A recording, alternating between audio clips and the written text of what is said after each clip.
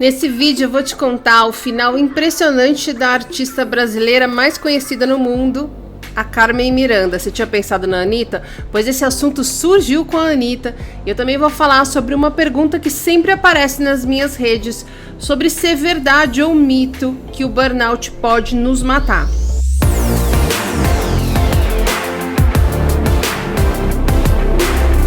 Os vídeos de Pitaco são vídeos extras em que a gente fala sobre burnout, sobre como tratar o burnout, sobre como lidar com o julgamento das pessoas, tudo que a gente fala nos vídeos de domingo, só que comentando mais informalmente notícias e coisas que eu vejo no meu dia a dia e que eu acho relevante trazer para nossa conversa aqui. Vira e mexe, alguém vem falar para mim que tá com muito medo porque não tá conseguindo resolver o burnout e viu em algum lugar ou ouviu de alguém ou concluiu por si mesmo que o burnout pode encerrar a vida da pessoa. E eu sempre falei que não, o burnout não vai te matar, mas ele pode matar sua vontade de viver, o seu tesão em estar vivo, ele pode acabar com a sua qualidade de vida. Minha resposta mudou? Não mudou, mas eu acho que eu errei no sentido de não parar para entender o que está por trás dessa pergunta, dessa preocupação recorrente. A questão é que quando a gente fala em burnout, a gente está necessariamente falando de um nível astronômico de estresse crônico. Se você está chegando por aqui agora, o burnout é o que acontece depois de um período em que o seu corpo está sob estresse crônico e os seus hábitos não mudam. E quando a gente entra em burnout e nada muda, chega uma hora em que a gente colapsa. Eu sempre explico isso porque tem muita gente que entende que o burnout é o colapso em si. E não, ele vem num crescendo. Ou seja, nós estamos falando, quando a gente fala em burnout, de um corpo que está sob estresse cronicamente há muitos anos. E aqui eu também já aproveito para responder quem pensou, não, mas eu tô com burnout porque nos últimos 6 meses eu venho trabalhando num lugar que é muito tóxico. É que não é só isso. Até porque para a gente burnoutar é preciso que o ambiente ruim da empresa se some a uma sobrecarga alta e também a uma inabilidade emocional nossa em lidar de maneira saudável com uma sobrecarga alta num ambiente ruim. Por isso que o maior clássico do burnout é a pessoa doente, o médico pedindo para ela sair do trabalho e a pessoa não sai. Ou ela pede afastamento e fica esperando a hora de voltar para aquele mesmo lugar. Não é só o lugar que te burnouta, é uma soma de coisas onde também está a sua responsabilidade em, por exemplo, não sair de lá mesmo estando ruim e você se sentindo mal. Responsabilidade não tem nada a ver com culpa, tá? Porque nada no burnout é sua culpa, mas também não é culpa de ninguém. Não é sua culpa porque você, quando era criança, não tem culpa de não ter sido dado a você as ferramentas emocionais para que você pudesse lidar com o que está acontecendo agora de maneira saudável. Não deram para mim também. Por isso a gente adoeceu.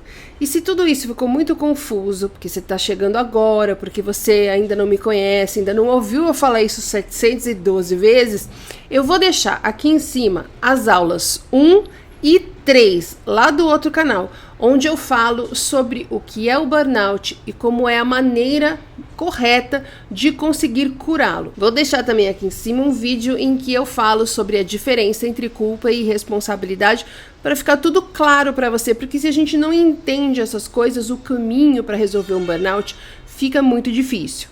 Então, voltando, a gente está falando de um corpo há muitos anos submetido a um grande nível de estresse. E um grande nível de estresse crônico pode resultar em algumas possibilidades, como, por exemplo, um burnout. Mas como, por exemplo, também um infarto ou um AVC. E quando a gente está sob estresse há muito tempo, invariavelmente, nós vamos ter disbiose intestinal. E eu mesma corri o risco de ter um AVC por conta do nível da disbiose intestinal em que eu estava e ninguém, nem tentando controlar e nem se preocupando, nem saber se ela existia. Se você chegou aqui, também recomendo o aulão sobre disbiose intestinal que está aqui no descritivo para você saber melhor, e eu vou deixar aqui um vídeo em que eu falo por cima sobre isso para você se situar sobre o que a gente está falando aqui, ok? A disbiose intestinal é com certeza a principal causa de você estar com fadiga, insônia, muita depressão e muita ansiedade. Bom, então o burnout não vai te matar, Mas o estresse crônico pode sim te matar.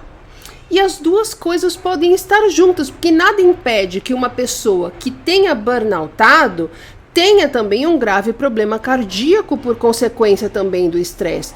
Ou, como vimos no meu próprio caso que eu acabei de falar, ter, por exemplo, um AVC. Então eu acho que é uma resposta muito complexa para eu tacar o sim que eu tacava quando me perguntavam isso. O negócio é que a gente vai aprendendo, a gente vai estudando, vai amadurecendo, e hoje eu tenho respostas melhores do que eu tinha anos atrás, do que uma semana atrás até. A gente vai progredindo. Tá, Roberta, maravilha. O que a Carmen Miranda e a Anitta têm a ver com isso? Me mandaram um trecho da participação da Anitta no pod delas, acho que de 2 anos atrás, em que ela comenta que uma pessoa bem mais velha que ela deu para ela uma biografia da Carmen Miranda. Como eu também sou uma pessoa bem mais velha que ela, eu li este livro, mas não inteiro, já vou te contar por quê. Olha só, a pessoa deu esse livro para a Anitta porque se deu conta de que a história das duas tem muitas coisas em comum. E ele queria que a Anitta entendesse isso para que o final do caminho dela não fosse o mesmo final do caminho que teve a Carmen Miranda. O que a trajetória das duas tem em comum? Uma maior relevância lá fora do que aqui. Claro que a Anitta tem uma super força aqui e também lá fora.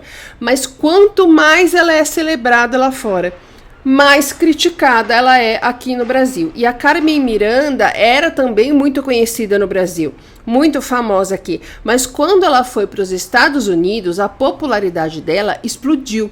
E os brasileiros começaram a falar mal dela. Ela teria sido cancelada se isso existisse naquela época, que nós estamos falando aqui da década, sei lá, de 40, 50.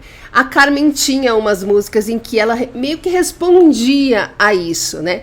Como uma que talvez você já tenha ouvido, que ela canta assim: disseram que eu voltei americanizada, com burro do dinheiro, que estou muito rica, que não suporto mais o break do pandeiro e fico arrepiada ouvindo uma cuíca. Já ouviu isso? Gente, será que é coisa de velho? Mas enfim. Mas a verdade é que a Carmen sempre se ressentiu de não ter tido a validação que ela teve lá fora dentro do país dela. E sim, você deve saber que ela nasceu em Portugal, porque muita gente tentou expulsar moralmente a Carmen Miranda do Brasil, né? Já falando, mas ela não nasceu no Brasil, ela não é brasileira, meio que, então não quero, já que ela se rendeu à América do Norte, e ela foi fazer carreira nos Estados Unidos, nos abandonou, então eu também vou abandoná-la, não quero nem que ela seja brasileira mais. Tom Jobim já disse que, no Brasil, sucesso é uma ofensa pessoal. E a Carmen começou a trabalhar loucamente porque ela tinha todas as oportunidades na mão e uma sede de mostrar para o mundo, mas principalmente para o Brasil, o seu valor, a paixão que ela tinha pelo nosso país, pelos nossos costumes. E quanto mais ela trabalhava, mais ela era cancelada aqui e mais celebrada ela era lá. E você que me acompanha aqui já sabe, sobrecarga alta, ambiente ruim, porque o ambiente de Hollywood, né, é o mais abusivo possível, tipo, não tem pior. E uma necessidade de validação externa, porque não se acha bom o suficiente, dá em quê? Dá em merda, né? Dá em merda. Alguns de nós burnoutam, outros têm um destino ainda pior. Eu sempre falo que a gente tem que agradecer o burnout, vocês não acreditam em mim. A gente não tem que agradecer o burnout, porque o burnout é muito positivo e foi muito bom. Não tem nada de bom num burnout. Eu acho que ninguém que tenha burnoutado vai discordar de mim. Mas o burnout, no fundo, é uma oportunidade, é uma correção de rota. Talvez isso não faça sentido para você agora, mas mais para frente você vai olhar para trás e você vai entender o que eu tô falando. Um infarto ou um AVC também são uma oportunidade da gente mudar as coisas, de corrigir nossa rota, de repensar, de questionar alguns hábitos, a nossa rotina, nosso estilo de vida. Mas pela experiência que a gente tem aqui, pelas pessoas que a gente conhece, você concorda que é muito mais fácil dar ruim e menos provável da pessoa mudar a forma de lidar com a vida de uma maneira profunda quando ela tem um infarto ou um AVC do que quando ela tem um burnout? Eu era publicitária, eu tenho muitos amigos e colegas que infartaram, que tiveram AVC, alguns que foram embora, outros que só tiveram um aviso da vida de que era preciso mudar. Mudaram? 99% não mudou. Já entre os burnoutados que eu conheço, mais ou menos 30% deles mudaram radicalmente coisas na vida. Fonte, não foi preciso. E a Carmen Miranda, ainda por cima, além de estar nesse ambiente com sobrecarga e trabalhando e buscando validação, ela ainda entrou num relacionamento muito abusivo. Sim, quem tem uma autoestima ruim, quem precisa de validação, é presa fácil, tanto para empregos abusivos quanto para relacionamentos abusivos. O emprego é um tipo de relacionamento também, né? Mas mesmo que você não concorde, vale para os dois, relacionamentos abusivos e empregos abusivos. A gente quer validação, a gente não se garante, a gente é presa fácil para quem manipula, para quem nos convence de que a gente é bom só para nos ter sendo úteis aos objetivos do manipulador. E a Carmen, a gente vê a artista e imagina uma mulher muito forte, mas ela era uma mulher que queria ser amada, assim como a Anitta. Pô, a Anitta é foda, a Anitta tá burnoutada, né? Ela caiu, levantou, não sei se mudou o suficiente. Pra mim, ela ainda vai cair de novo, e não é praga, tá? É fato. E a Carmen se casou com um cara que via nela nada além de uma galinha dos ovos de ouro.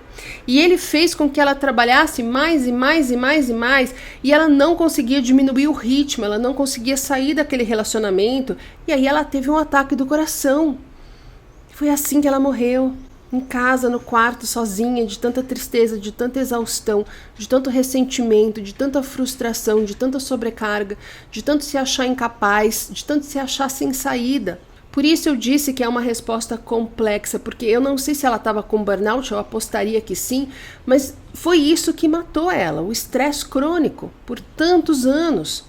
Ela morreu aos 46 anos, gente. Eu colapsei aos 43. E eu sempre ouvi dos médicos que se eu tivesse melhorado rapidamente, bastante o suficiente para voltar a fazer o que eu fazia, no ritmo que eu fazia, eu não teria conseguido passar dos 50 anos.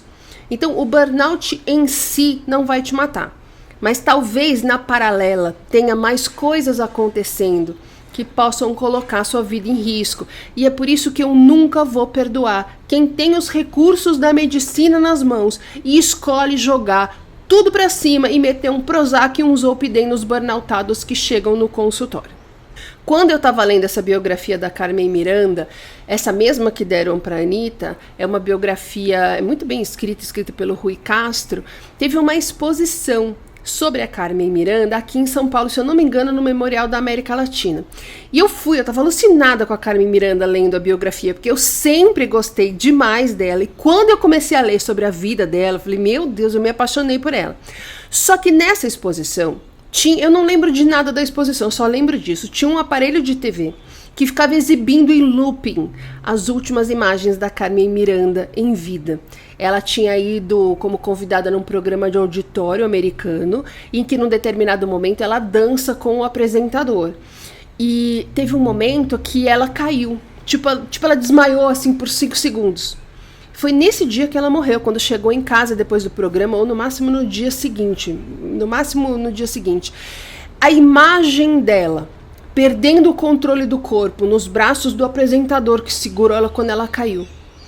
Ela ficou com um olhar nesses segundos, um olhar, gente, que não tinha vida ali, um olhar de morte. Para vocês terem uma ideia o quanto que eu fiquei impressionada, eu não continuei lendo o livro. Ficou na estante de casa anos até eu doar. Eu doei quando eu mudei para a casa que eu morava antes daqui. Eu não li a parte final. Eu acho que no fundo, dentro de mim, eu sabia que aquilo estava acontecendo comigo também. Quando eu passei mal no dia do meu colapso, que eu colapsei lá num restaurante jantando, né? Tem um episódio que eu fiz no podcast sobre isso, vou deixar aqui no descritivo, é o episódio 1, Minha História com Burnout. Nesse dia, eu senti a morte. Eu tive uma sensação de morte iminente. O estresse crônico é o maior mal desse mundo. E a nossa cultura nos incentiva a nos manter doentes, em estresse crônico, ansiosos, sem dormir.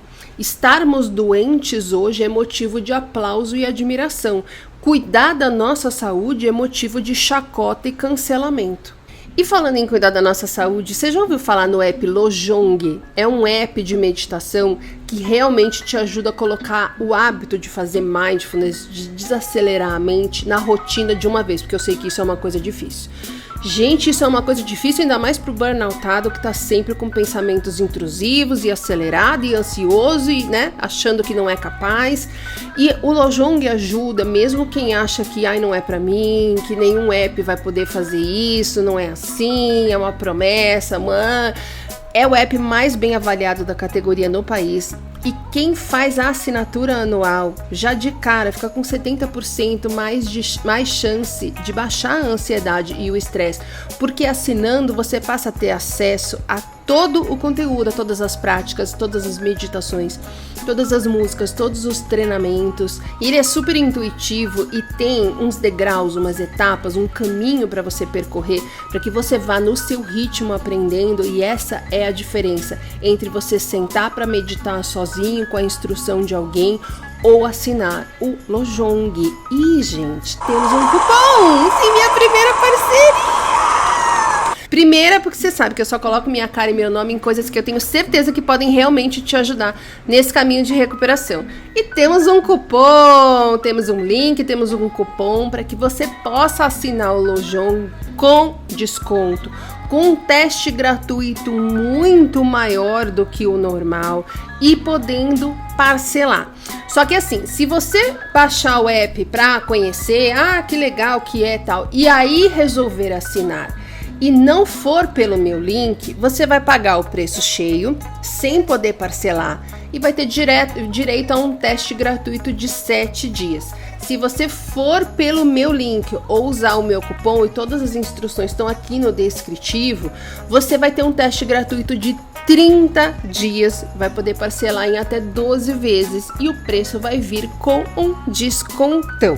Então vale muito mais a pena você já ir pelo link e assinar o Lojong. Você vai ter um mês inteiro gratuitamente. Se você não gostar, é só você cancelar. E se você gostar, você não corre o risco de ficar sem o desconto e sem poder parcelar.